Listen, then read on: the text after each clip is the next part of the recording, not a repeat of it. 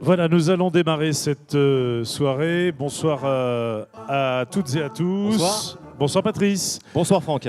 Une 7e édition pour cette remise des trophées à laquelle nous vous proposons de participer ce soir, que vous pouvez suivre ici, vous qui êtes en direct de l'espace Bringuet à Chatuzange-le-Goubet, mais qu'on peut suivre également en ligne et en direct. Voilà, c'est une des nouveautés de cette soirée, nouvelle édition des trophées de l'entreprise, en direct en effet, sur Mistral TV, votre chaîne de télé Drôme Ardèche. Donc où que l'on soit dans le monde, on peut suivre cette cérémonie. Alors ça c'est une chose, mais on pourra également y participer activement à la fin, j'allais dire de l'émission, à la fin de cette soirée pour voter en direct par SMS. On vous dira de quelle façon vous pourrez le faire où que vous soyez, et puis évidemment vous pouvez réagir aussi via les réseaux sociaux. Voilà, absolument. Préparez d'ores et déjà vos SMS pour le trophée coup de cœur qui vous sera proposé. Ce sera d'ailleurs le 5e et dernier trophée qui sera remis aujourd'hui en ce qui concerne cette 7e édition, sachant qu'il y a au total 6 trophées, mais on le verra dans quelques instants. Je voudrais sans plus attendre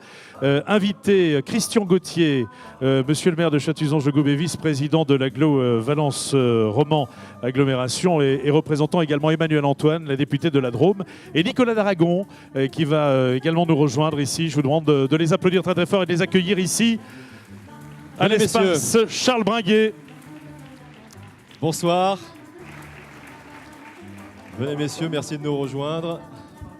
Bonsoir. Monsieur le maire. Alors, Christian Gauthier, merci d'être à nos côtés. Je dirais presque merci de nous avoir laissé les clés ce soir, parce que c'est un peu le cas. On a les clés de cet espace merveilleux, dans lequel d'ailleurs se déroulent de très nombreux conseils communautaires de Valence Roman Agglo.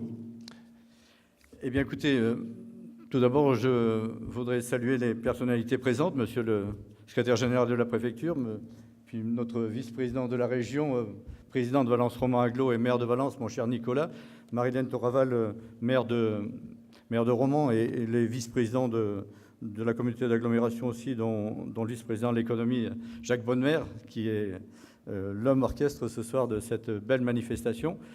Je voudrais vous dire bien sûr, messieurs les présidents des chambres consulaires, des institutions, et puis surtout, mesdames, messieurs les chefs d'entreprise, je voudrais vous dire ce soir mon plaisir de vous accueillir à Chatuzange-le-Goubet pour cette 7e édition des trophées, la première délocalisée. Donc c'est un honneur pour Chatuzange-le-Goubet de vous accueillir. Et puis peut-être, en 2 mots, vous situer notre commune, puisque quelque part, vous verrez que j'y vois un lien avec l'organisation ce soir ici. Chatuzange-le-Goubet est une commune de 5500 habitants à peu près, qui s'étend sur 2800 hectares. Mais surtout, vous avez pu remarquer son positionnement géographique qui correspond très exactement au débouché du sillon alpin sur la vallée du Rhône. Et c'est là que se passe l'histoire de notre territoire. C'est là que va se passer l'histoire de notre territoire. Puisqu'en fait, je m'en suis d'ailleurs ouvert à Nicolas il y a quelque temps. Je n'ai jamais compris pourquoi un tel positionnement géographique n'est pas débouché sur un développement économique à la hauteur de ce que nous aurions pu connaître au cours des décennies précédentes. Alors moi, j'ai trouvé une petite explication. C'est qu'il me semble que pour promouvoir un territoire, il y a 2 façons. Les élus, très souvent, se sont comportés, vous savez, c'est un peu comme dans la vente. Il y a la vente assise et la vente debout. La vente assise, on attend. La vente debout, on va chercher le chaland. Et depuis que Nicolas est maire de Valence, depuis 2014, depuis qu'il est vice-président de notre communauté d'agglomération, puis maintenant vice-président de la région, je crois qu'on a l'homme de la situation. Puisqu'en fait, il fallait en effet promouvoir ce territoire, avoir l'ambition de le montrer. Et puis surtout, Nicolas, là où tu es très fort, c'est que tu as complètement compris qu'un territoire, il existe à partir d'une ville. Donc la ville à laquelle on doit se raccrocher, c'est Valence. Bien sûr, Marie-Hélène marche dans les pas de Nicolas aussi pour promouvoir ce territoire.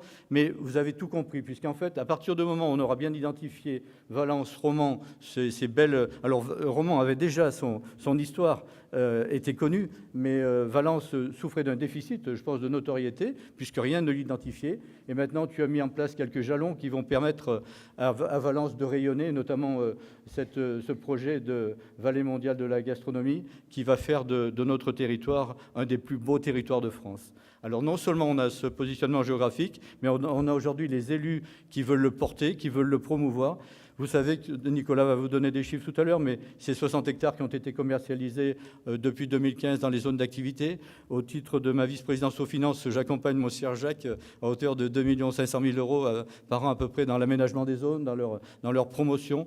Donc voilà, on est en train de s'emparer de ce territoire, de le développer. Et pourquoi nous faisons ça? Parce que vous êtes un certain nombre d'entreprises à être déjà installées, mais aussi ce que nous voulons, c'est voir arriver de nouvelles entreprises, voir arriver de nouvelles activités.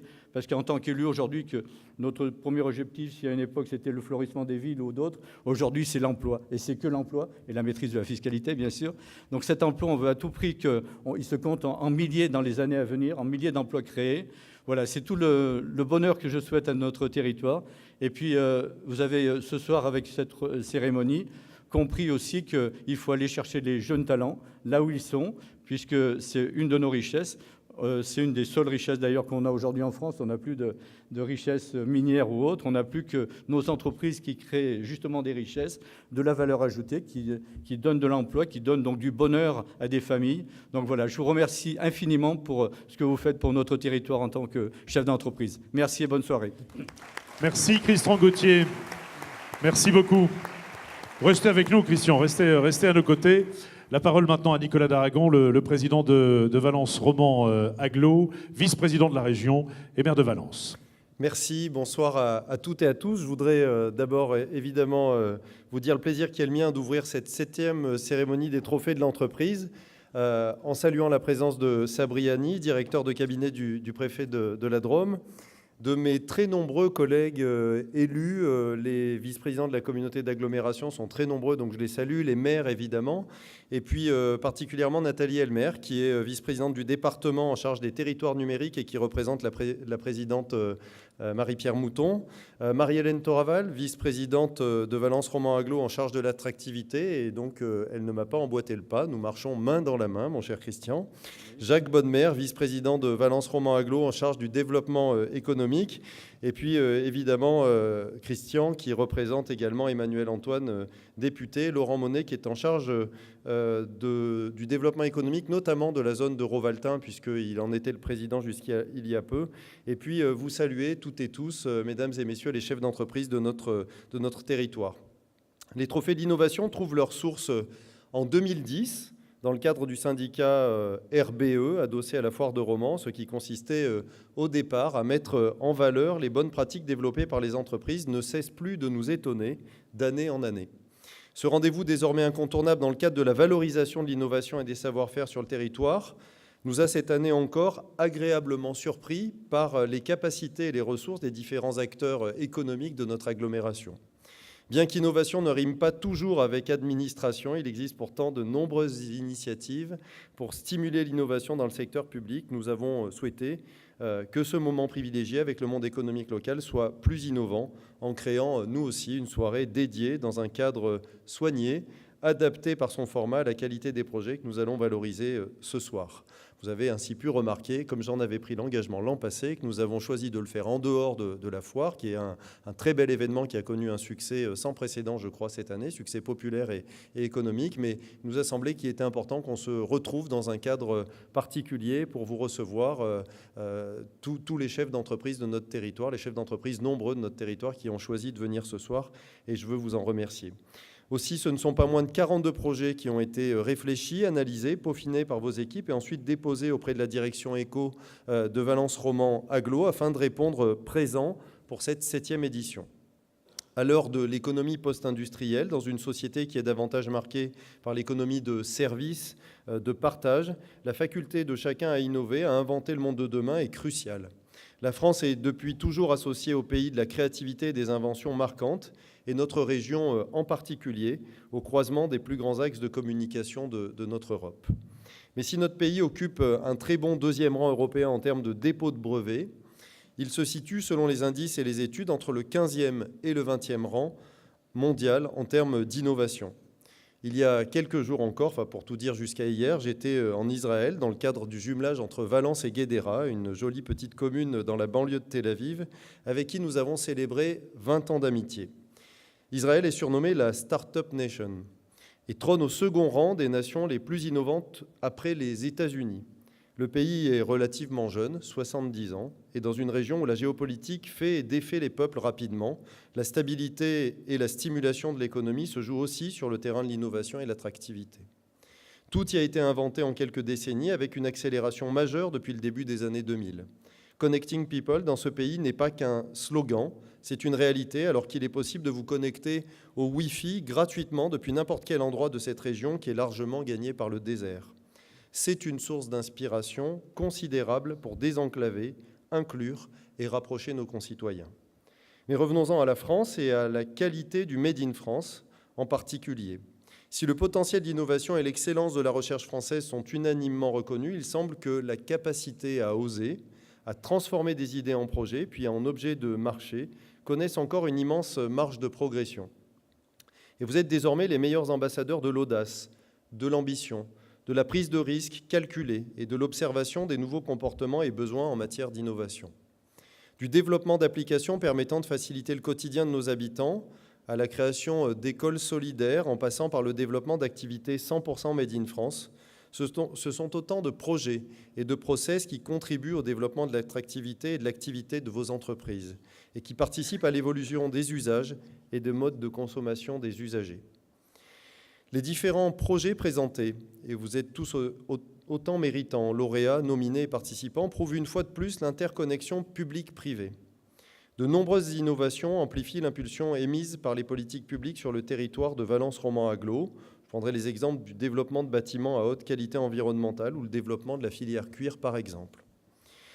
Comme j'aime à le répéter, que ce soit au niveau de nos communes, de notre communauté d'agglomération, du département de la Drôme ou de la région Auvergne-Rhône-Alpes, l'action publique que nous défendons ou soutenons ne prend forme qu'au sein d'une dynamique collective plus grande qui est la somme de tous les acteurs de notre bassin économique. Ces acteurs, ce sont bien évidemment les acteurs de l'emploi qui œuvrent pour favoriser l'emploi en soutenant l'économie de proximité, la création, la reprise ou le développement d'entreprises et de PME innovantes, les leaders de demain par l'intermédiaire de structures partenaires telles que l'AMEF, Rhône Valley Angels, Initiactive, Réseau Entreprendre, le Pôle emploi ou BPI France. Mais ce sont également les clubs d'entreprises qui sont très présents sur notre territoire et dont je salue les actions régulières pour créer des passerelles, des temps d'échange et de rencontres des chefs d'entreprise autour d'objectifs communs. Le partage d'expériences, la mutualisation des moyens et des ressources sont autant de dénominateurs communs à Sèvres, à ERB ou à Rhodanime. Ce sont aussi les chambres consulaires. Je veux saluer les représentants de la CCI et de la Chambre des métiers qui, au niveau départemental, travaillent en complémentarité afin de mettre en avant notre territoire sur des sujets d'avenir, en particulier sur l'aménagement de notre grande agglomération, sur le développement économique et sur l'emploi. Ces acteurs, ce sont enfin nos collectivités locales qui ne doivent jamais cesser d'œuvrer pour offrir un cadre bénéfique aux entreprises, tant dans l'accompagnement dans l'emploi que dans l'immobilier d'entreprise ou dans la mise en réseau des acteurs économiques. Comme vous l'a dit à l'instant Christian Gauthier, je voudrais revenir sur quelques chiffres qui me paraissent essentiels de vous transmettre ce soir. Entre 2010 et 2014 inclus, il y a eu 4 hectares de foncier économique vendus sur notre territoire de l'agglomération. Entre 2015 et 2017, à ce jour, nous en sommes à 60 hectares signés de foncier économique vendus, ce qui signifie que nous sommes dans une véritable dynamique économique. Deuxième chiffre qui me paraît important que vous ayez en tête, vous qui êtes les créateurs d'emplois, les créateurs d'entreprises et les créateurs d'emplois, le nombre de chômeurs de catégorie A baissé 2 fois plus vite sur notre territoire que dans le reste de la région Auvergne-Rhône-Alpes. J'arrondis un peu, Auvergne-Rhône-Alpes c'est moins 1,4% en un an. Notre communauté d'agglomération c'est moins 2,6% en un an sur les chômeurs de catégorie A, ce qui est très significatif de cette dynamique collective. Voilà donc une terre bien nourrie avec la dose de terreau nécessaire favorisant l'émergence d'idées et de projets innovants pour notre territoire. À travers vous, ce soir, je veux ainsi m'adresser à toutes celles et ceux qui continuent de faire le choix d'installer leur entreprise chez nous, convaincus du positionnement géographique idéal de notre région et du soutien des acteurs publics pour favoriser leur développement. Qu'ils en soient remerciés et que vous soyez des messagers pour témoigner de la qualité du cadre de vie et de travail dans et autour du bassin de vie de Valence-Roman-Aglo. La qualité des 42 projets déposés confirme une fois de plus le leitmotiv des trophées de l'entreprise, l'innovation est en chacun de nous. Une fois de plus, les entreprises de notre territoire nous le prouvent. Aussi, je souhaite associer l'ensemble des élus de Valence Romand Agglo pour féliciter chacune et chacun d'entre vous de votre participation à la 7e édition des Trophées de l'entreprise. Le jury, composé de ces différents partenaires, nous propose donc ce soir de mettre en lumière 4 projets. Le 5e trophée, le trophée coup de cœur du public, a été directement élu par plus de 5800 internautes et par vous, le public. Une nouvelle manière de mobiliser la population autour du bassin économique de l'agglomération et de faire découvrir ou redécouvrir à ses habitants. Cette année, nous avons souhaité que ce soit un élu de Valence Romand Agglo, accompagné du lauréat 2016, qui remette le trophée au projet primé. Cette remise aura un double symbole, celui de la stabilité et de la transmission. La stabilité, bien sûr, par l'action publique telle que nous souhaitons la défendre, afin qu'elle vous permette d'avoir confiance en l'avenir et d'être optimiste dans les actions que vous engagez sur le territoire. Il n'y a rien de pire que l'instabilité dans la gestion de nos collectivités locales, mais aussi dans la gestion de vos entreprises. Vous le subissez, vous le vivez au quotidien. Et puis la transmission aussi, car c'est dans le partage, l'accompagnement par vos pairs et un peu d'audace que les plus beaux projets se réalisent. Mesdames et messieurs, vous l'avez compris, je suis convaincu de l'importance de faire émerger une véritable culture de l'innovation, depuis notre système éducatif jusqu'à la mise en œuvre pratique au service du plus grand nombre. Les trophées de l'entreprise prennent donc toute leur place en stimulant la part d'innovation présente dans chaque secteur de l'activité économique de notre territoire. Merci de votre attention. Et maintenant que la cérémonie de remise commence. Merci Nicolas Daragon. Et nous allons débuter cette cérémonie. Merci d'avoir commencé et d'avoir bien entamé cette soirée. On rappelle évidemment que cette soirée est entièrement et en totalité retransmise sur Mistral TV en temps réel. Donc on va à nouveau saluer tous ceux qui nous rejoignent sur Internet, qu'ils soient drômois, qu'ils soient ardéchois, qu'ils soient rhône-alpins, auvergnats, qu'ils soient du monde entier, australiens. Tout est possible. Voilà. Ils pourront voter tout à l'heure pour le trophée coup de cœur, je le rappelle. Et je sais que notamment le trophée coup de cœur des lycéens, le trophée des lycéens l'année dernière, nous regarde via Internet. Il est un petit peu loin. Il est du côté de Dubaï et je sais qu'il ne manque pas justement cet événement. Bonsoir ou bonjour à lui en tout cas. Alors on y va pour le premier trophée. C'est parti. Oui, alors on rappelle évidemment, Patrice, donc c'est 4 catégories de trophées. Il y a 2 nouveautés. Les nouveautés 2017 pour ces remises de trophées. Le trophée emploi et ressources humaines qui devient le trophée innovation managériale et emploi, et puis le trophée des lycéens dont je parlais tout à l'heure, le trophée des lycéens qui s'ouvre désormais maintenant aux étudiants. Et donc ce trophée devient le trophée des lycéens et des étudiants, ce trophée qui sera remis le 15 décembre prochain. Ce sont les lycéens et les étudiants de Valence Romand Agglo qui choisissent parmi les nominés leur propre lauréat. Le résultat donc, qui sera connu le 15 décembre prochain lors d'une remise avec les lycéens et étudiants. Pour le trophée coup de cœur du public, Nicolas Daragon vous en parlait il y a quelques instants. 2 étapes. Une première étape, vous avez pu voter en ligne à partir du 21 juin jusqu'au 30 septembre. 5800 votes en ligne. C'est ça, enregistrés. 5800 clics. C'est un joli succès. Les internautes ont pu soutenir leur projet grâce au vote en ligne. Les 2 candidats qui ont totalisé la majorité des votes, le grand nombre de votes, sont nominés aux côtés des 2 autres candidats sélectionnés par le jury. Mais vous le verrez, il n'y a cette année que 3 candidats puisque le jury et les internautes se sont retrouvés en commun sur un des 3 candidats. Donc on vous présentera 3 candidats pour ce trophée coup de cœur du public. On passe donc tout de suite au premier trophée, la première catégorie qui est donc l'innovation technologique. Et je vais inviter Marie-Hélène Toraval, la vice-présidente de Valence Romand Agglo et maire de Romand, à me rejoindre.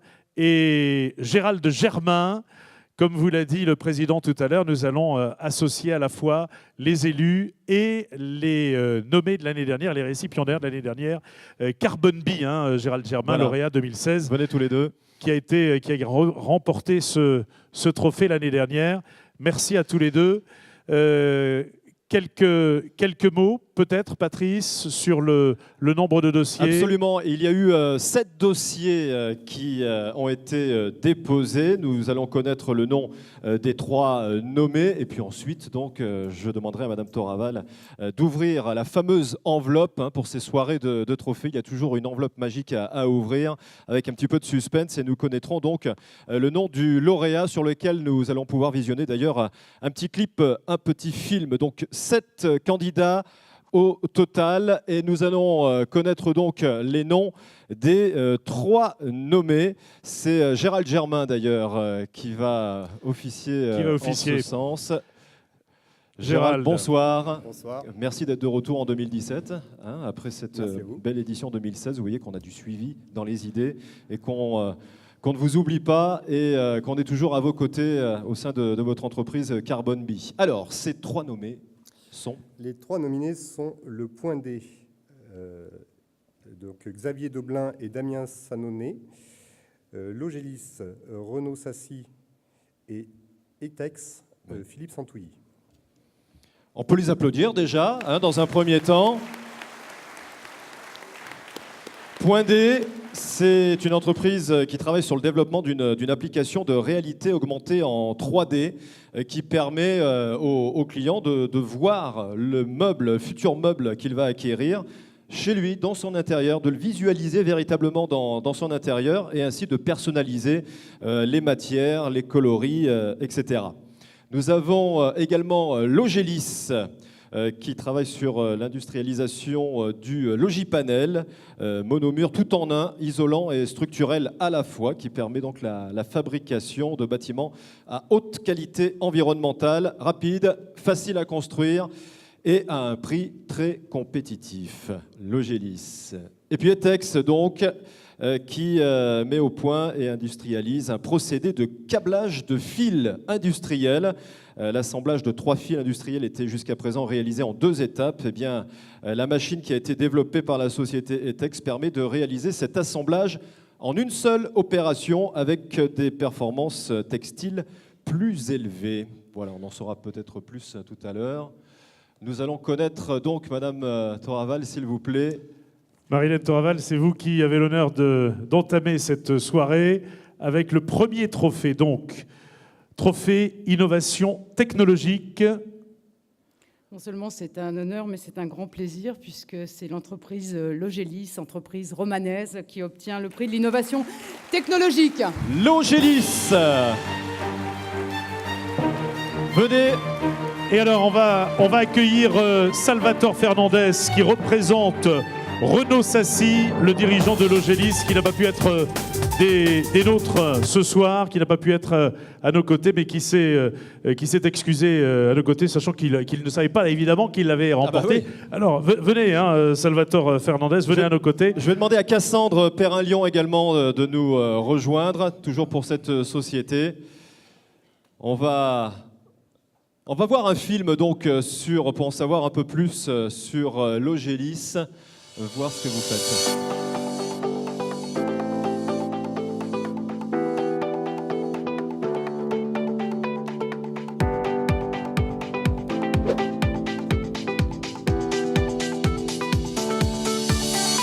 Logélis, en fait, je l'ai rêvé depuis 2009, puisque je souhaitais faire une entreprise qui prenne vraiment en compte les problèmes environnementaux de la planète. Donc je voulais des constructions à haute qualité environnementale qui soient construites très rapidement par des gens non qualifiés pour que les gens puissent se réapproprier la construction de leur habitat et enfin, du coup, qu'elles soient moins chères.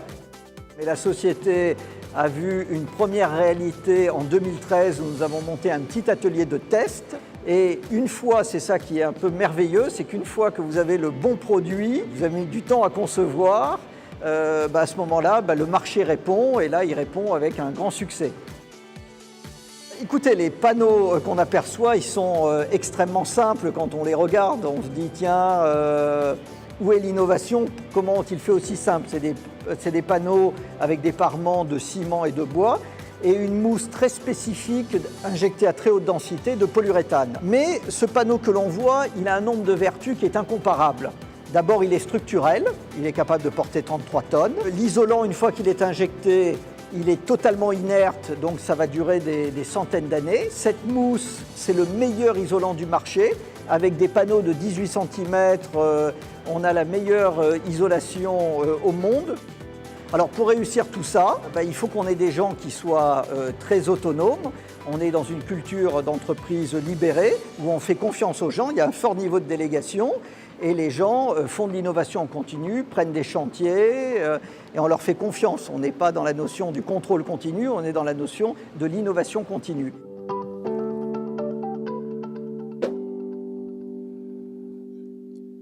L'Ogélis, qu'on applaudit encore une fois pour cette belle innovation et le trophée remporté ce soir.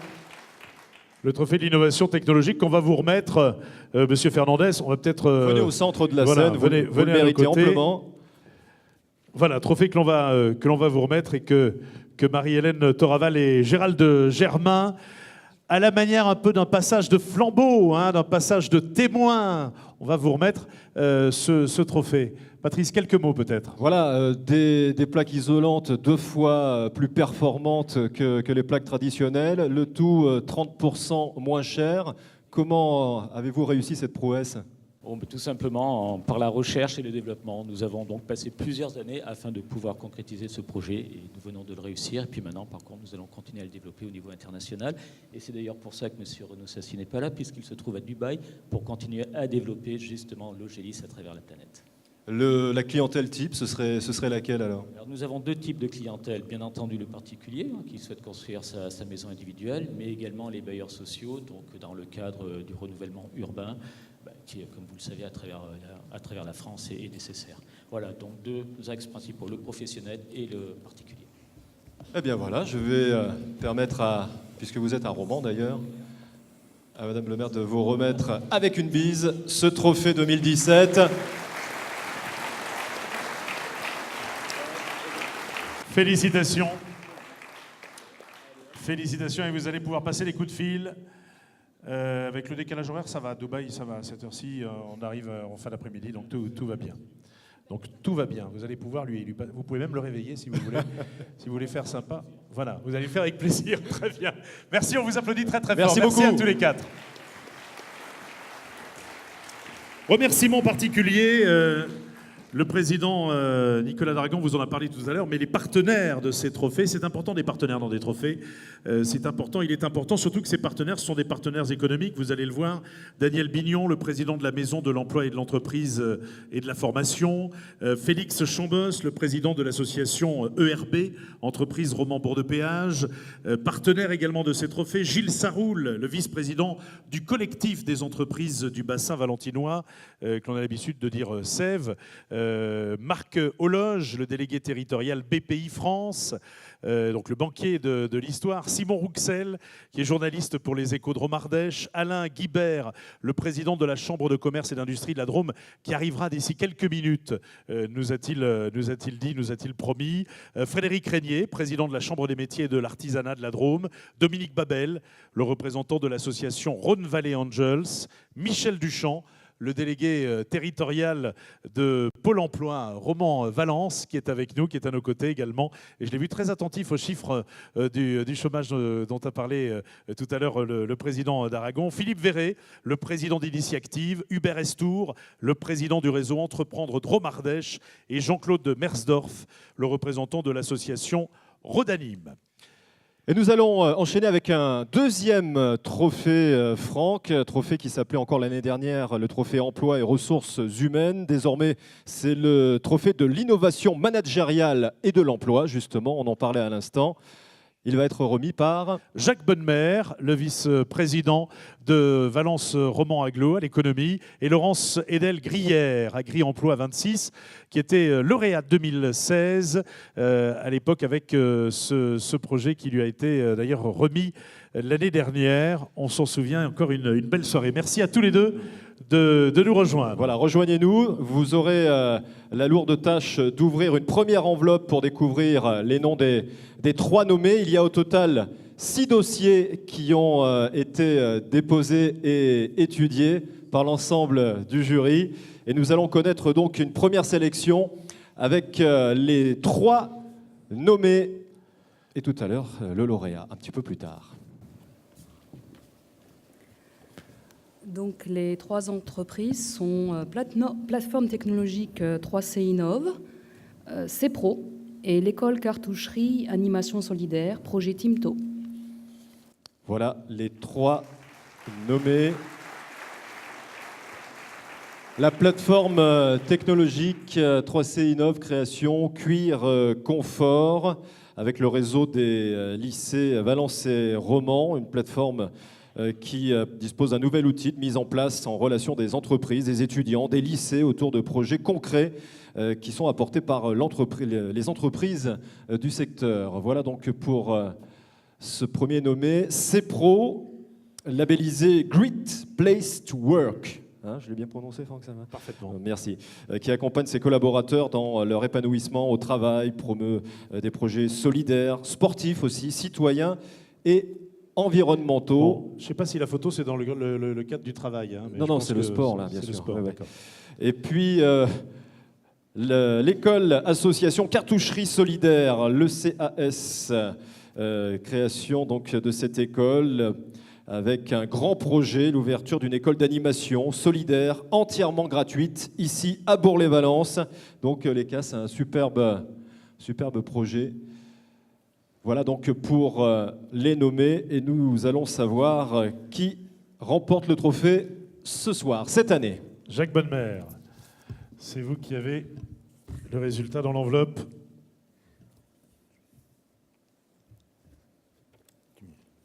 Alors. Oui, alors, le gagnant, et ça me fait particulièrement plaisir parce qu'on était ensemble encore vendredi dernier sur un autre sujet, mais un sujet qui va bien sûr concerner le développement de la cartoucherie avec le CNC, le Centre national du cinéma.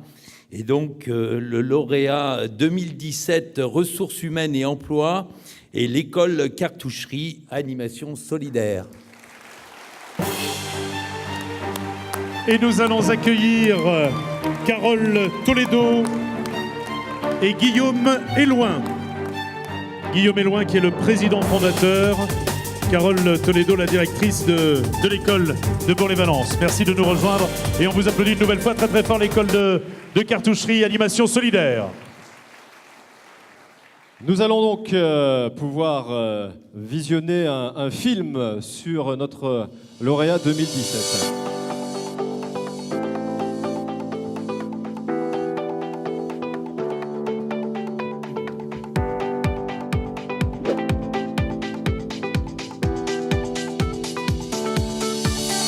Je m'appelle Guillaume Éloin, je suis le président et cofondateur de Timto, qui est devenu en 12 ans l'un des premiers studios d'animation indépendants français. Nous sommes installés à Paris et à Bourg-les-Valences. Le marché de l'animation se porte très bien et il y a une vraie croissance chez nous, mais dans tous les studios français. Et on a identifié qu'il y avait un fort besoin de talent que le marché n'arrivait pas à combler. Et du coup, on a eu l'idée de monter une école d'animation gratuite et solidaire pour donner leur chance à des jeunes qui n'avaient pas initialement la possibilité d'intégrer le cursus classique des écoles d'animation qui sont payantes. Alors, on va faire des formations sur 6 mois. On n'en fera qu'une par an, de 6 mois. On veut commencer avec 25 élèves et au bout de 3 ans, essayer d'aller jusqu'à 50 élèves. Il y a beaucoup de besoins en France d'animateurs et voilà, si on veut, pour 2020, avoir plus de 2500 personnes, il faut qu'on arrive à 50 assez rapidement. Alors, j'espère qu'on pourra les embaucher dans notre studio Timto, qui est juste à côté, sur le site de la cartoucherie. En fait, nous, on a 6 projets en parallèle, donc Angelo la débrouille, les lapins crétins, Elena d'Avalor, Mon Chevalier et moi, Pyjamasque, Skylander. Enfin, on a beaucoup de projets, donc on espère bien que ces gens pourront venir travailler avec nous en sortant de l'école.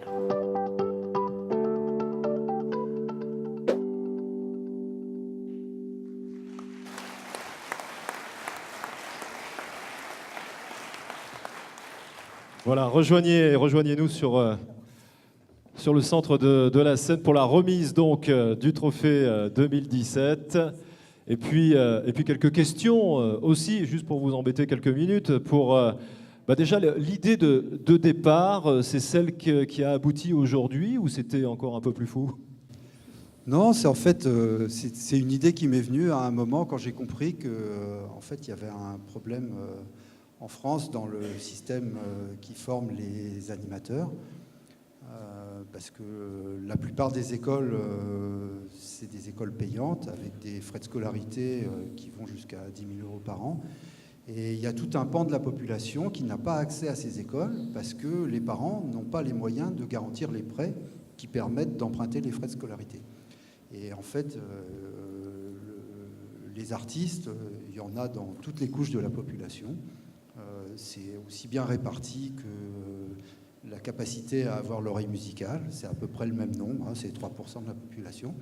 Mais effectivement, voilà, on s'est dit qu'on allait donner leur chance à des jeunes qui n'avaient pas eu la chance de naître dans un milieu où effectivement on pouvait se payer des écoles super chères, ou qui n'avaient pas réussi dans le système scolaire, parce qu'il y a un autre filtre, c'est que toutes ces écoles demandent d'avoir le bac, alors que c'est absolument pas nécessaire. Et on va le prouver.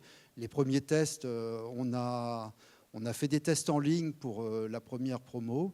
On a eu plus de 1000 retours sur le premier test. On a sélectionné les 150 meilleurs. On a fait une deuxième batterie de tests qui est en cours.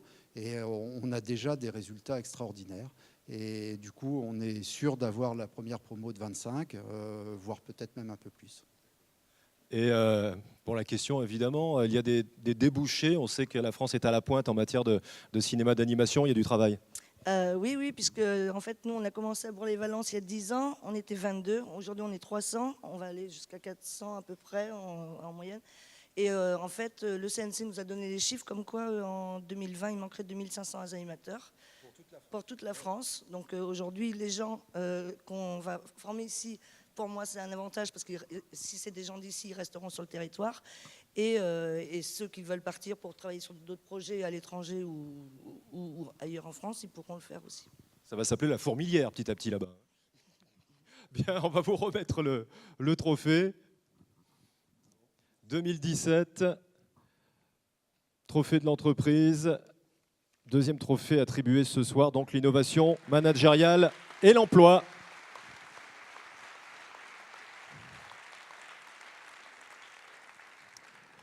Alors ne vous inquiétez pas parce que pour les photos et pour les photographes, hein, il y aura une séance de une photo en fin de soirée. Un grand merci. Merci Carole Toledo. Bravo. Merci Madame la directrice de l'école de Bourg-les-Valences et merci Guillaume Éloin. Et un grand merci également à Laurence Edel-Grière qui passe le flambeau cette année encore aux côtés de Jacques Bonnemer. Voici une nouvelle catégorie, les troisièmes trophées, la catégorie du développement durable et ou du Made in France. Et j'invite pour la remise de ce trophée Laurent Monet, qui est conseiller communautaire en charge du développement de Rovaltain à nos côtés, et Nathalie Elmer, vice-présidente à l'innovation et au numérique, vice-présidente au département de la Drôme, qui vont nous rejoindre ici. Quelques chiffres peut-être, Patrice? Oui, au total 17 dans cette catégorie-là, 17 dossiers ont été étudiés et on va connaître là aussi, bonsoir, on va connaître dans les secondes qui arrivent, bonsoir, les noms des trois nommés et puis donc le lauréat. Hein, on va poursuivre dans cette dynamique avec donc 17 dossiers. Le jury a donc délibéré et nous allons savoir quelle a été la première sélection. Bonsoir. Alors, les nominés pour le développement durable et ou Made in France sont Alinéa Textile, Insoft ou la plateforme d'insertion par l'humanitaire et la coopération. On peut d'ores et déjà les applaudir tous les trois avant même de connaître le lauréat. Et on va faire connaissance un petit peu avec les trois nommés. Alina Textile, qui propose effectivement Amétis, une nouvelle activité avec la création d'une marque de linge de maison 100% français. Nous avons Insoft également, qui propose la première chaussure tricotée en France à partir d'un fil de tissu issu du recyclage de bouteilles plastiques et recyclables en fin de vie. Voilà une technologie utilisée qui permet de fabriquer en France à un prix abordable. Voilà. Et puis la plateforme d'insertion par l'humanitaire et notamment l'atelier de revalorisation textile, une activité qui s'inscrit dans un projet initialement motivé par la réduction de l'enfouissement des déchets. Voilà, on en sait un peu plus sur chacun d'entre eux. On va connaître le lauréat maintenant. Laurent Monet. Alors, le lauréat qui pouvait concourir dans les deux catégories, puisqu'il est à la fois développement durable et Made in France, il s'agit de Insoft. Patrick Minguenet, qui va nous rejoindre sur scène.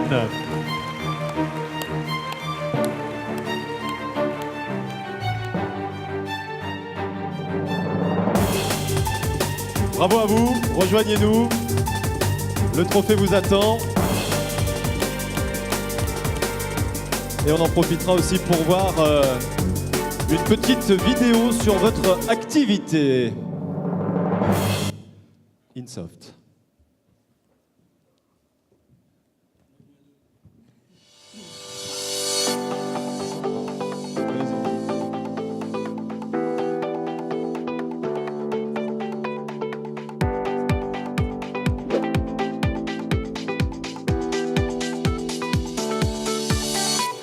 Je suis Patrick Minguenet, j'ai créé la société Insoft il y a un peu plus de 5 ans pour créer des produits en phase avec mes valeurs, à la fois le respect de l'environnement, l'innovation et la proximité. Depuis près de 3 ans, nous travaillons sur le projet Hector. Hector est une histoire de rencontre entre des entreprises de la région et leur savoir-faire dans la chaussure, le tricotage technique et le design. Ensemble, nous avons eu l'idée de renouveler l'industrie de la chaussure en France. Cela passe par l'utilisation d'une nouvelle technologie de production. Nous travaillons avec un partenaire de Saint-Étienne, spécialiste du tricotage. Nous avons adapté son savoir-faire à nos contraintes pour réaliser le dessus de la chaussure. La technique du tricotage permet de réduire la consommation de matière, d'énergie et de transport. Puis nous assemblons la chaussure dans notre atelier situé à Romans-sur-Isère. Hector est le premier modèle de chaussure éco-tricotée en France. Unique dans son design, son confort et sa technologie de production. Hector est donc français, il est tricoté à Saint-Étienne, puis piqué et assemblé à Romans-sur-Isère. Hector est totalement éco-conçu, grâce à un dessus monomatière en fil recyclé, issu du recyclage des bouteilles plastiques, et d'une semelle externe en caoutchouc recyclé. Hector est recyclable et pourra de nouveau se transformer en chaussure. Enfin, Hector est confortable, il est conçu pour être au plus proche de la peau, léger, aéré. Hector est idéal pour porter tout l'été.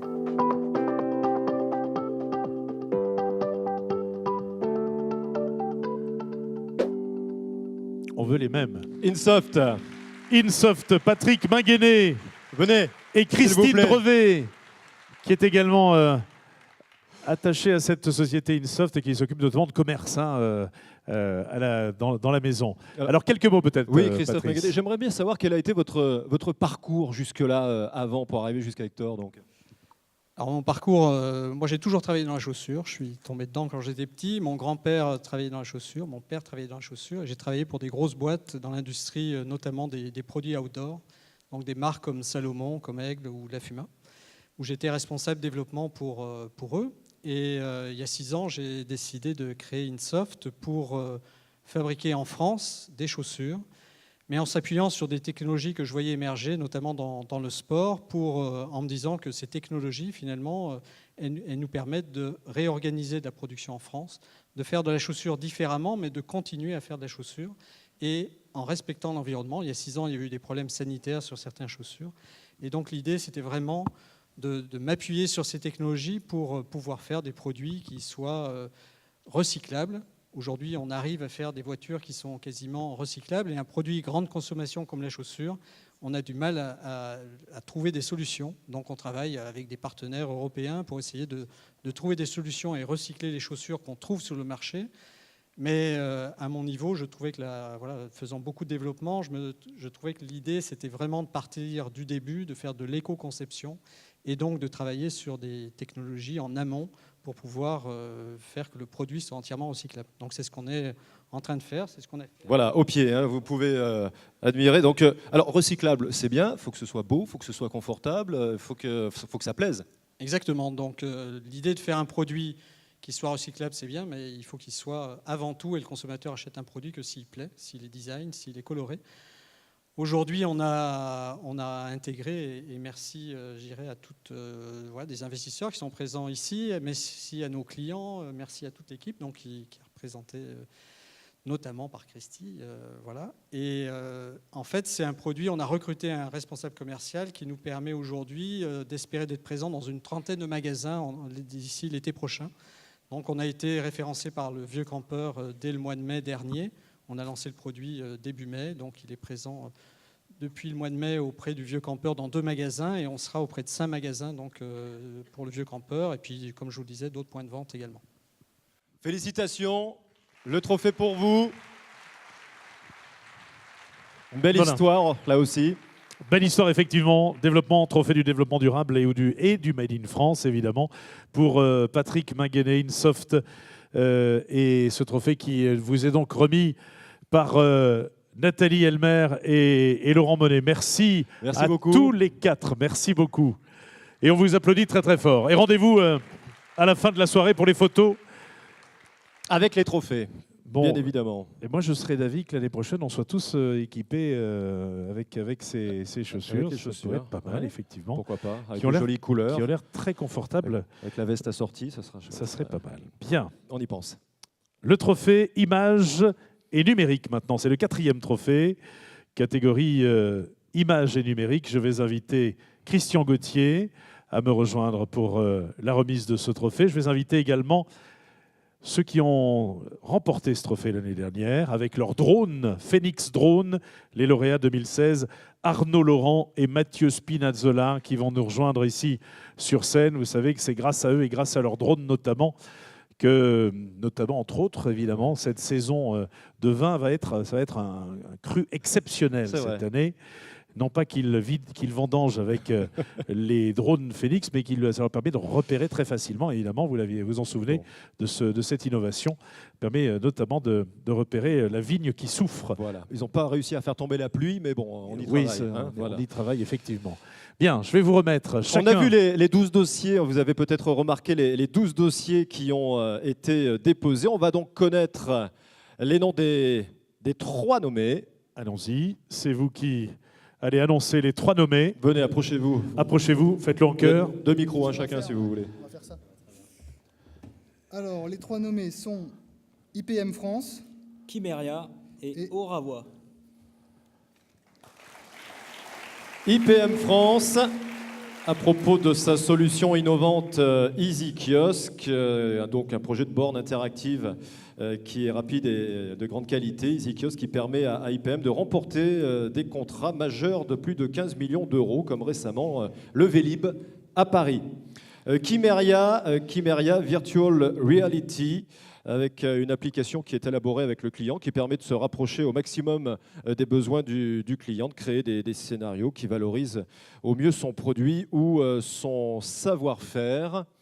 Voilà pour Kymeria. Et puis Oravoi, pour la création d'un plateau audiovisuel dans la Drôme, un espace conçu pour accueillir des projets très polyvalents. Ça peut être des longs métrages, des courts métrages, la création de décors en tout genre, de la captation de live, des films d'animation ou d'images réelles, fond vert, etc., pour réaliser des films. Voilà pour Oravoi. Et le vainqueur, le lauréat de ce trophée de l'image et du numérique. Alors, concernant l'image et le numérique, le lauréat est IPM France. Bravo.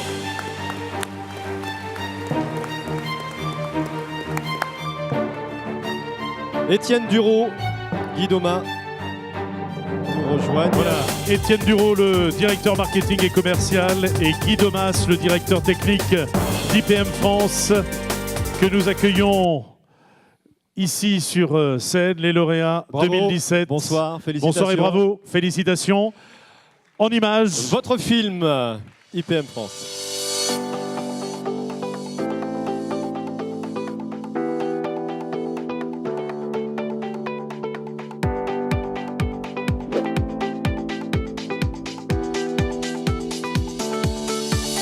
Alors, IPM France, c'est une société qui au départ était dans le domaine des télécommunications et dans la publiphonie. Et c'est un secteur qui a connu une très grande crise au début des années 2000. Et donc nous nous sommes diversifiés à cette époque dans les bornes interactives. Alors nos clients, ce sont des grands comptes. Par exemple, nous avons un parc de bornes très conséquent installé à Lacnam. Nous avons des clients aussi dans le domaine de ski. Nous fournissons aux stations de ski des bornes qui permettent de délivrer des forfaits de ski ou de les recharger. Nous avons fourni aussi plus de 2000 bornes à Free. Donc voilà des activités grands comptes et puis des solutions propres que l'on vend à certains réseaux de manière directe ou indirecte. Comme je vous l'ai dit précédemment, on s'adresse à des clients très variés et donc il a fallu trouver une solution complète qui regroupe du matériel, du logiciel, des conseils, des services et qui permet de s'adresser à tout type de clients. Nous avons donc construit une solution qui s'appelle EasyKiosque, solution qui repose sur une approche globale du projet et qui intègre bien sûr la gestion de projet, mais aussi les bornes interactives, les logiciels, l'installation, la maintenance, la supervision des bornes, la gestion des incidents, la formation, la monétique, etc. EasyKiosque aujourd'hui est un vrai succès.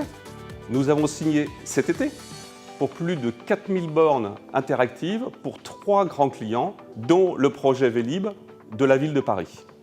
Toutes nos bornes seront fabriquées d'ici juin l'année prochaine et bien sûr dans la Drôme.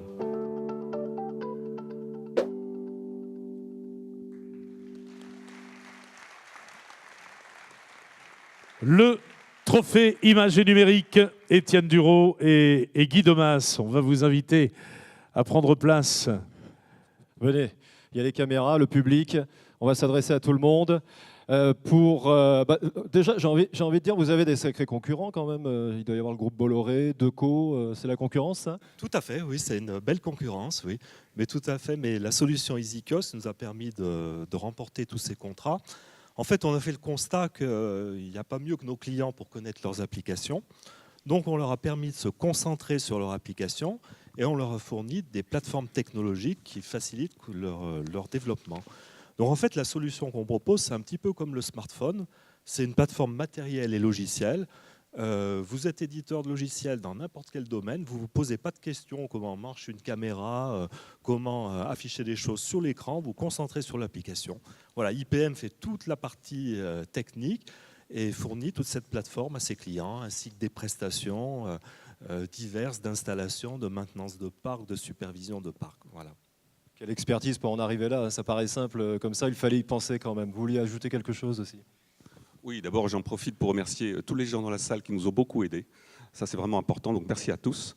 Et en plus, on a une annonce à faire, c'est que la semaine dernière, on a réalisé un nouveau tour de table. On a fait sortir notre ancien actionnaire et on a la chance d'accueillir dans notre tour de table Eximium, le fonds d'investissement de M. Bollet que j'ai vu tout à l'heure, qui est ici présent, et le Crédit Agricole. Tout ça va nous permettre de nous développer encore plus fort, et notamment à l'international. Merci. Bravo.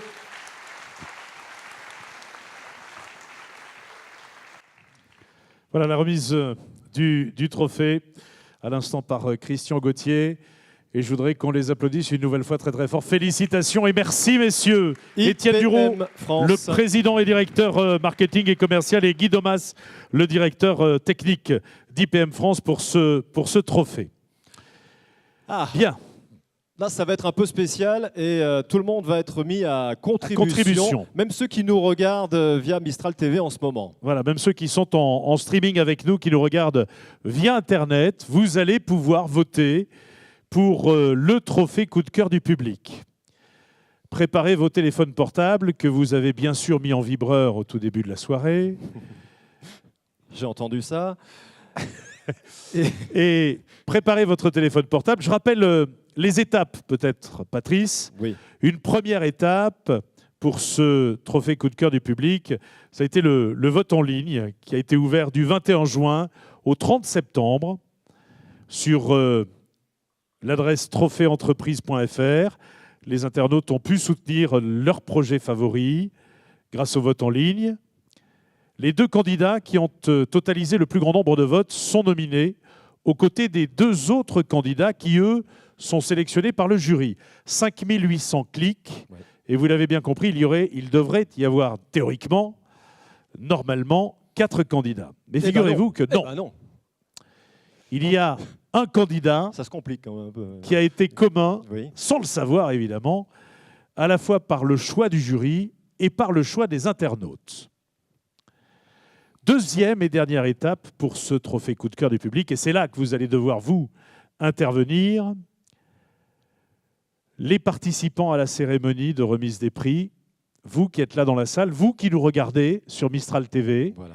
vous allez pouvoir, où que vous soyez, voter parmi les 3 nominés pour le lauréat du trophée coup de cœur du public 2017. Et nous allons les connaître, ces entreprises qui ont été nommées cette année, donc au nombre de 3. Oui, c'est Thomas Huriez qui va nous rejoindre et qui va nous présenter, Thomas, les 3 nominés, les 3 entreprises, les 3 nominés pour ce trophée coup de cœur.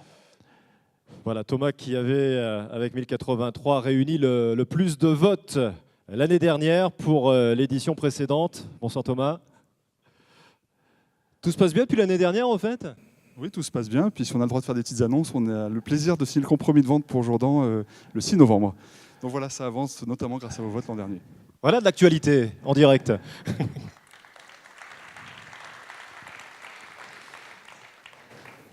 Écoutez bien, présentation donc des 3 nommés pour le trophée coup de cœur. Alors nous avons Social Dream, Secobois et Cepro. On les applaudit d'ores et déjà. Quoi qu'il arrive. Vous allez pouvoir voter maintenant, pendant qu'on va vous présenter les films des nominés. Je lancerai les votes, vous voterez pendant 1 minute. Donc je vous donnerai le numéro de téléphone, notamment on va vous rappeler le numéro de téléphone qu'il vous faut composer pour pouvoir voter. On ouvrira le vote et c'est d'ailleurs c'est Nicolas d'Aragon qui sera à nos côtés, qui vous donnera le top départ et qui donnera également le top de fin pour l'enregistrement des votes. Voici donc la présentation. Voilà, le premier film avec Social Dream, qui est un projet à dominante sociale qui vise donc à mettre la réalité virtuelle au service des personnes âgées à mobilité réduite. On va voir leur film.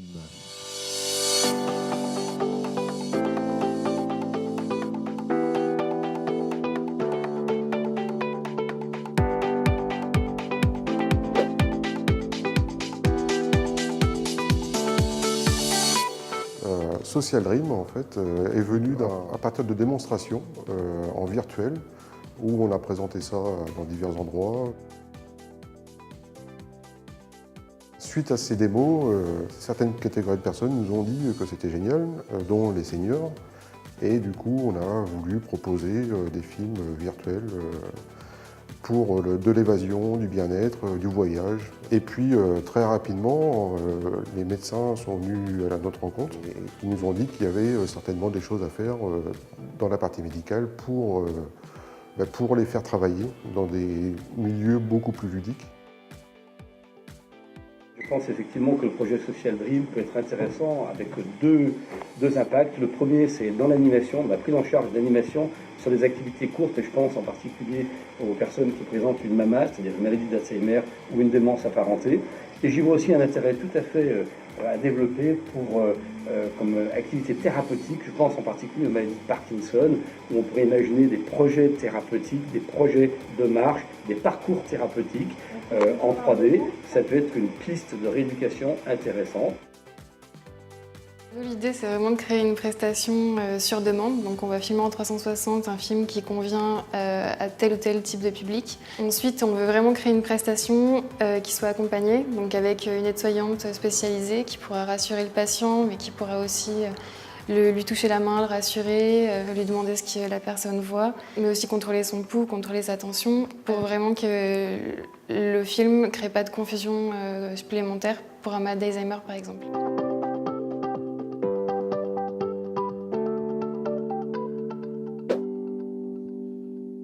Social Dream, marchand de rêve, joli métier. Voilà pour le premier nommé. Nous allons en savoir plus maintenant sur Secobois, un concept qui réunit des notions de logement insolite, de logement passif et d'adaptabilité dans son autonomie énergétique et qui s'inscrit dans leur volonté de proposer un produit fini fabriqué en France avec des acteurs locaux. Secobois.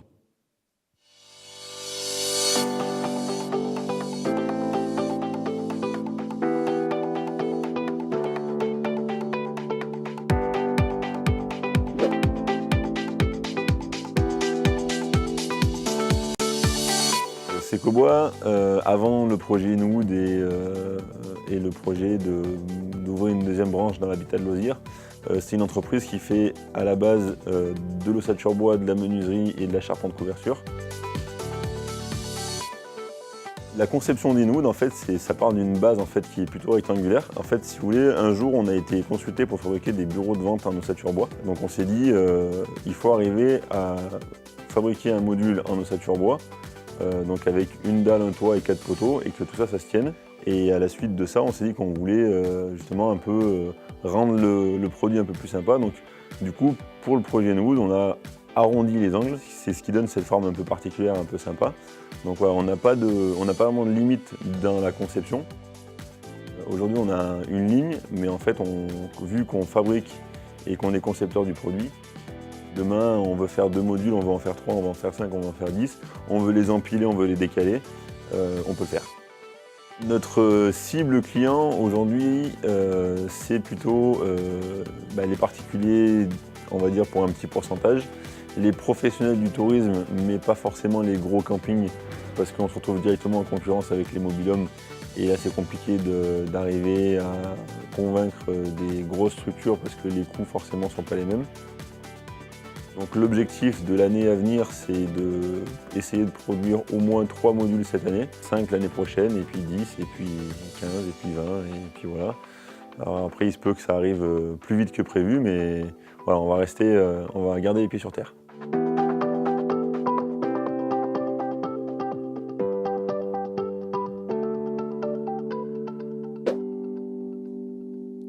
Inwood par Secobois, deuxième nommé pour cette catégorie des trophées Coup de cœur 2017. Le troisième et dernier nommé sera donc l'entreprise CEPRO, dont on a déjà eu l'occasion de parler dans cette soirée. CEPRO, c'est 395 emplois. Et puis un objectif de parrainer au moins 40 actions solidaires de proximité d'ici 2020, après en avoir parrainé plus de 100 les 4 dernières années. Le film de CEPRO, et après on connaîtra le vainqueur.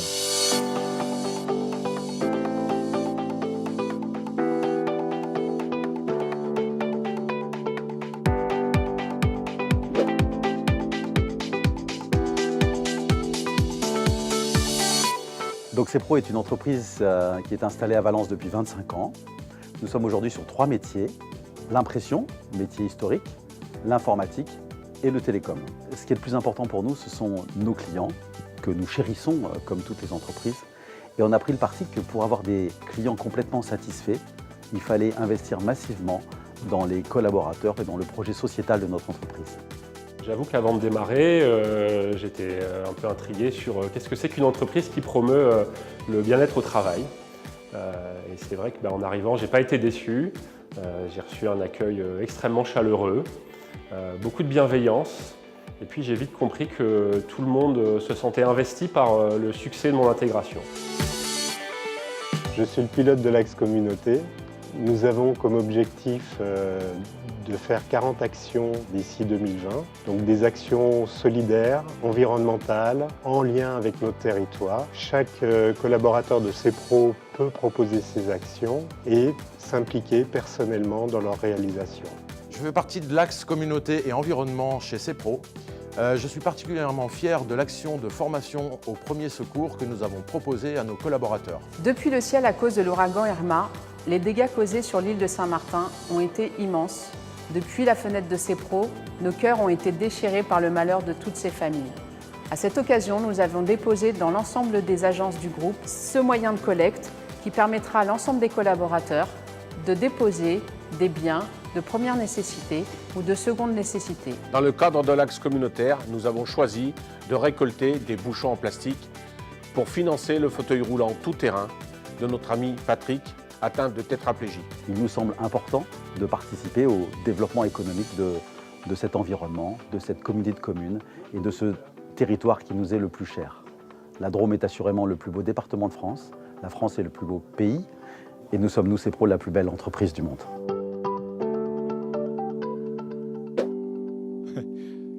Rien à ajouter, c'est bon. Voilà, merci Pierrick. Pierrick Brenier. Tout est dit. Bien. Pour ce trophée coup de cœur, voici le numéro de téléphone que vous pouvez d'ores et déjà entrer pour envoyer votre SMS. Attention, vous ne pourrez voter qu'une seule fois, donc ne vous trompez pas. Vous ici dans la salle à Chatuzange-le-Goubet, vous qui nous regardez sur Mistral TV en direct. Il vous suffit de composer le 06 73 74 33 43. Je vais demander à Nicolas d'Aragon de me rejoindre sur scène pour lancer le chrono. 06 73 74 33 43. N'envoyez pas vos SMS tout de suite. On va donner vous aurez 1 minute pour le faire, que vous soyez ici à l'espace Bringuier de Chatuzange-le-Goubet ou que vous soyez partout dans le monde sur Internet, vous allez pouvoir voter vous aussi pour ce trophée coup de cœur. Vous aurez 1 minute. 1 minute et nous aurons le résultat en direct au bout de cette minute que nous allons lancer maintenant. Voilà, attention. C'est parti. Top départ, c'est parti. Vous avez 1 minute pour voter. Vous envoyez votre SMS. Tout le monde vote, y compris d'ailleurs Nicolas d'Aragon. Thomas Uriez aussi. Thomas C'est fait, Uriez. Thomas ? Bon. Ça y est, c'est fait, c'est parti. Parfait. Pas de souci dans la salle, vous arrivez à repérer. Vous envoyez le 1 pour Social Dream également sur Internet. Vous qui nous suivez actuellement en direct, le 1 pour Social Dream, le 2 pour Secobois et le 3 pour CEPRO. 26 secondes, il reste 25 secondes maintenant pour envoyer. Pour voter. Pour la petite information, il faut savoir que pour la petite... Si, vous avez du réseau quand même. Si, il n'y a pas de problème. Mais chez quel opérateur êtes-vous? Regardez, dehors. ici, on a du réseau sur scène. Tout le monde sur le parking. En fait, ça dépend pour qui vous votez, c'est comme chaque fois. Donc, vous allez déclarer vos votes et on va voir si vous aurez du réseau. Bon, faites voter. Alors, votez avec votre voisin, alors. Attention. Attention. 3, 2, 1. Terminé. C'est terminé pour les votes. Je vous propose donc tout de suite, Patrice. On va connaître le résultat, le temps pour l'ordinateur d'enregistrer l'ensemble de ces SMS envoyés d'un petit peu partout, donc pas seulement d'ici Chatuzange-le-Goubet, pour ceux qui ont pu. En attendant que s'affiche le nom du trophée coup de cœur, il faut savoir que le jury avait choisi Social Dream et Secobois, et que les votes par Internet avaient choisi Secobois et CEPRO. 680 clics pour Secobois, 540 clics pour CEPRO. Et le jury et les votes par Internet se sont retrouvés sur le projet Secobois, ce qui fait que pour ce trophée coup de cœur exceptionnel en 2017, nous n'avons que 3 nommés. Je vous propose en images maintenant le résultat. CEPRO qui gagne. Et c'est Pierrick Brenier qui va me rejoindre.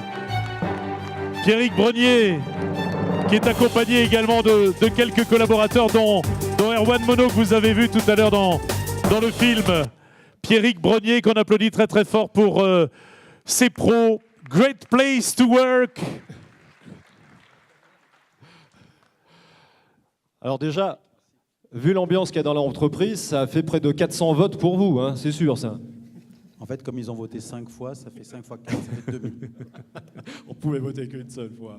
Et bravo pour... alors, c'est vrai que bien travailler dans une bonne ambiance, c'est important. Et puis, bon, bah là, un peu de popularité, c'est pas mal non plus. Mais ce qu'on peut dire aussi, c'est qu'on a un autre métier, on fait voler des avions. Et donc, grâce à ça, en fait, on est 800 parce qu'on en a 400 ailleurs de la région. Donc, en fait, pour aller encore plus vite, il faut choisir aussi Birdifly. Double pub, non, Nicolas, c'est comme ça qu'on fait. Bravo, exceptionnel. Merci Pierrick Brenier. Venez sur le centre de la scène, on va vous remettre... Que de chemin parcouru, Pierrick, depuis 1991, depuis le tout premier photocopieur qui a fait partie... Vous l'avez gardé, Pierrick, dans la société, cette toute première machine qui a commencé la grande saga ensuite. C'est pas un long fleuve tranquille quand même. Non, mais comme on le dit sur le film, je crois que ce qui est super important, c'est d'avoir les équipes avec soi. Et donc moi, j'ai une chance incroyable d'avoir autour de moi une équipe soudée qui porte des valeurs fortes et qui, ensemble, veut que nous réussissons. Et donc ça a été en tout cas et c'est toujours une super aventure. Et comme j'ai dit tout à l'heure, je suis super fier d'être patron de la plus belle boîte du monde. En toute immodestie, bien sûr. Merci Pierrick Brenier. On vous remet le trophée. Et c'est Nicolas Daragon et Thomas Huriez qui vous remettent ce trophée coup de cœur 2017 et qui va directement évidemment à ces pros labellisés, je rappelle Great Place to Work, labellisé pour la 5e fois en 2017. Merci et félicitations. Merci à tous les trois. On a reçu ça tout à l'heure. Félicitations. Je vais maintenant inviter Marie-Hélène Toraval à me rejoindre ici sur scène pour la clôture. Et oui, nous arrivons au terme. On arrive au terme de cette belle soirée. Très très belle soirée, riche en rebondissements. Les 7e trophées de l'entreprise. Marie-Hélène Toraval qui va nous rejoindre. Une nouvelle fois pour le mot de la fin. Et puis nous accueillerons monsieur le directeur de cabinet du préfet de la Drôme avant de totalement clôturer cette soirée. Merci, mesdames, messieurs, bonsoir, monsieur le président, monsieur le directeur de cabinet, mesdames, messieurs les élus, et mesdames, messieurs les chefs d'entreprise, merci d'avoir participé à cette très belle manifestation. Cette belle manifestation, elle nous dit que, eh bien, même loin des grandes métropoles, sur des territoires comme Valence Romand, on peut avoir des talents qui rayonnent sur le monde entier. Et je pense que c'est une de nos particularités sur nos territoires, dans ce sens où on ne s'interdit rien. Et lorsqu'on ne s'interdit rien, ça veut dire que le champ des possibles est ouvert pour chacun d'entre nous, chacun d'entre vous aussi. Et je pense que c'est au travers de cela qu'on a pu récompenser de si belles innovations que l'on a vues au travers des différents prix qui ont été remis ce soir. Alors bien sûr, la croissance économique, elle est là. Les ventes de terrain n'ont fait que s'accentuer et se développer de manière assez importante depuis ce début de mandat.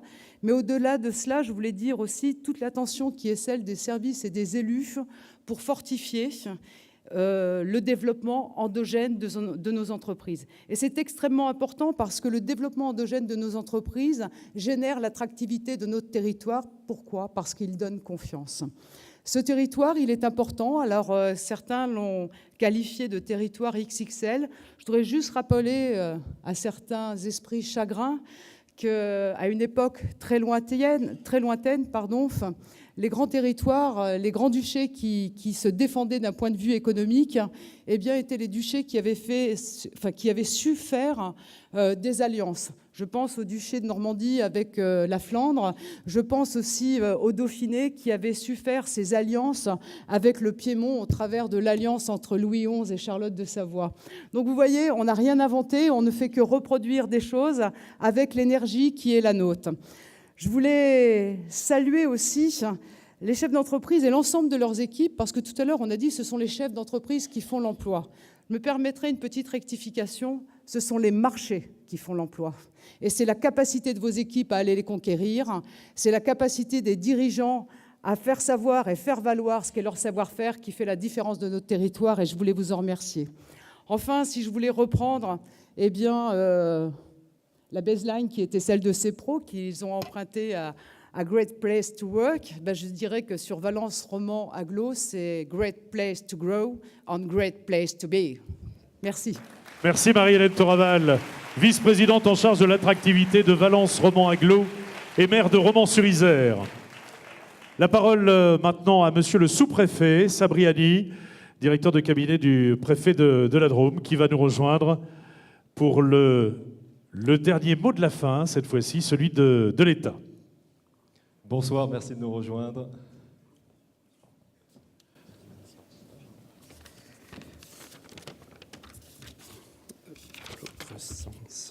Mesdames et messieurs, bonsoir. Vu d'ici, c'est toujours impressionnant, surtout en passant derrière quelqu'un doté d'un formidable accent anglais, bien meilleur que le mien, je vous le concède, Madame le maire.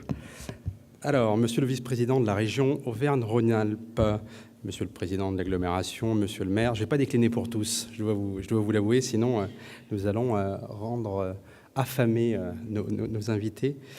Mesdames et messieurs les vice-présidents de l'agglomération, mesdames et messieurs les maires, mesdames et messieurs les élus, mesdames et messieurs les représentants consulaires, mesdames et messieurs les chefs d'entreprise, mesdames et messieurs, c'est avec une certaine fierté véritablement que je suis ici pour représenter le préfet de la Drôme, qui s'excuse, il y a eu un empêchement de dernière minute, et qu'ainsi je clôture cette 7e édition, première édition délocalisée, des trophées de l'entreprise.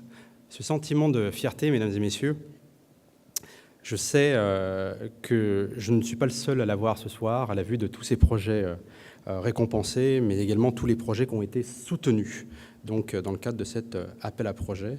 Nous l'avons tous ressenti ce soir, mesdames et messieurs, tant les innovations qui nous ont été présentées sont nombreuses, et tant l'esprit d'entreprise est vivace dans cette agglomération, dans ce département, qui n'a d'ailleurs rien à envier aux métropoles qui nous entourent. Nous en discutions tout à l'heure avec les élus ici présents. Effectivement, la Drôme est belle, la Drôme réussit. La Drôme ne le fait pas suffisamment savoir, c'est son seul écueil. Les trophées de l'entreprise sont désormais un événement incontournable de la vie locale. Et cette 7e édition a une nouvelle fois été l'occasion de saluer toutes les entreprises qui innovent. Cette édition a également été l'occasion de nous rappeler que les innovations ne sont pas seulement technologiques, mais qu'elles sont également sociales, qu'elles sont environnementales ou tout simplement humaines. Vous avez reçu un certain nombre de dossiers, 42 pour être précis, pour cette édition, ce qui témoigne d'un engouement toujours fort de la part des entrepreneurs de ce territoire, de notre territoire. Je tiens à féliciter très chaleureusement les 5 lauréats de la soirée, qui sont tous le reflet de l'inventivité, de la diversité, de l'intelligence collective qui irrigue l'économie drômoise. Je tiens à féliciter également les autres non lauréats, dont je sais qu'ils ont conduit à des cas de conscience dans les jurys, parce que du coup, effectivement, s'ils avaient pu attribuer à chaque fois plusieurs statuettes, ils l'auraient fait avec grand plaisir. Je puis dorénavant livrer ce secret. Cette intelligence collective, mesdames et messieurs, si caractéristique de la Drôme, que je découvre, vous le savez, depuis quelques mois, avec un vrai bonheur tous les jours, je la retrouve dans la multiplicité des partenaires, que je tiens également à remercier. Au premier chef, Valence Roman Agglomération, son président, son équipe d'élus, ses services qui œuvrent au quotidien, je puis en témoigner, au service de ce territoire. Les différentes innovations, mesdames et messieurs, que nous avons pu découvrir ce soir, nous démontrent que c'est le processus de création qui n'est pas une finalité en soi. Au contraire, l'innovation est un moyen, tout autant qu'un chemin.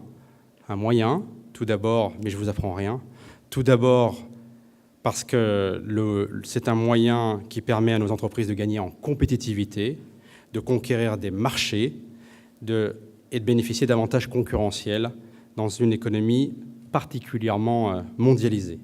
Ce faisant, l'innovation contribue bien évidemment au rayonnement de la Drôme en France, mais également de la France dans le monde.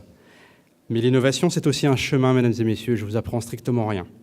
C'est un chemin vers un avenir meilleur, où nous serons en mesure de faire face aux défis du chômage de masse, de la raréfaction des ressources et du réchauffement climatique.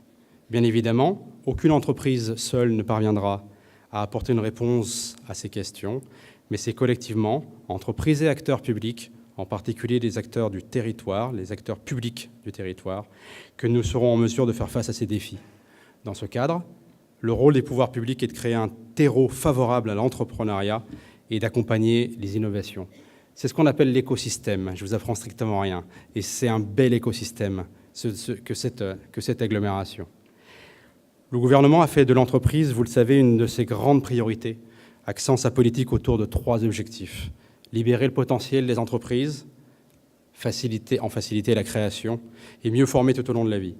Libérer le potentiel des entreprises grâce à la réforme du Code du travail qui vise au premier chef et de manière prépondérante à coller aux réalités du terrain, au quotidien des entreprises.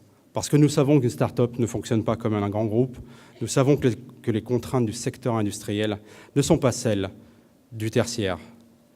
Libérer le potentiel encore grâce au plan d'action pour l'investissement et la croissance des entreprises qui prévoit une baisse progressive du taux d'impôt sur les sociétés à 25% pour nous aligner sur nos partenaires européens, et ainsi que la transformation du CICE en allègement de cotisations afin d'avoir un système plus simple et plus direct. Faciliter l'entrepreneuriat ensuite, c'est la raison d'être du plan pour les indépendants présenté par le Premier ministre en septembre dernier. Afin de permettre la création d'une activité, les très petits entrepreneurs seront totalement exonérés du paiement de la CFE, la cotisation foncière des entreprises. Enfin et surtout, pour encourager la création d'entreprises, ces travailleurs indépendants qui s'engagent dans une entreprise entrepreneuriale, eux aussi, ne paieront plus à compter de 2019 de cotisation de sécurité sociale la première année d'activité, dans la limite d'un seuil de revenu de 30 000 €, ce qui couvre plus de 90% des cas.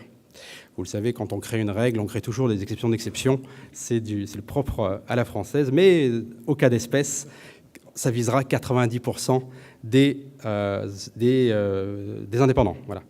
De ce point de vue-là, la réforme de l'assurance chômage, mesdames et messieurs, a également pour objectif d'étendre le bénéfice de l'assurance chômage aux indépendants et aux salariés démissionnaires, selon un périmètre à déterminer, donnant ainsi la possibilité d'évoluer, de se réorienter, et le goût d'entreprendre également. On peut choisir, c'est pas un mal de choisir d'entreprendre, bien au contraire, c'est un bien. C'est bien pour un mal d'ailleurs, pour quelqu'un qui se retrouve de manière forcée au chômage. Donc de ce point de vue-là, effectivement, c'est l'un des objectifs prépondérants de la réforme de l'assurance chômage. Enfin, mesdames et messieurs, le gouvernement s'est donné comme objectif de mieux former tout au long de la vie, bien évidemment, la compétence constituant le meilleur rempart contre le chômage. C'est pour ça qu'effectivement, nous avons comme objectif de former plus d'1 million de demandeurs d'emploi sur le quinquennat. Ce sera l'occasion notamment de mettre en avant, et je voudrais mettre à l'honneur particulièrement les chefs d'entreprise qui accueillent des apprentis, puisque nous le savons, nous souffrons d'un déficit en la matière en France qui est proprement, qui nous pousse à une interrogation qui est proprement questionnante, puisque effectivement nous savons qu'alors que 70% des ingénieurs suisses le sont par la voie de l'apprentissage, nous-mêmes nous sommes encore sur des schémas culturels qui correspondent aux vieilles classes préparatoires à l'apprentissage, et de ce point de vue-là, nous n'arrivons pas encore à accompagner les familles et nos jeunes quant au fait que l'apprentissage de la vie, c'est aussi l'apprentissage d'un métier, c'est de l'apprentissage d'un chef d'entreprise transmetteur qui transmet des codes, des valeurs, mais aussi un bout de vie. Et de ce point de vue-là, nous avons encore cette ambition que de développer cet apprentissage, l'apprentissage en général, au profit de nos concitoyens en particulier. C'est ainsi, pour conclure, mesdames et messieurs, en mobilisant tous les acteurs, en encourageant l'innovation, telle qu'on l'a vu ce soir, en stimulant la compétitivité, en stimulant évidemment par la voie de l'investissement, que nous créerons de l'emploi dont notre pays a besoin.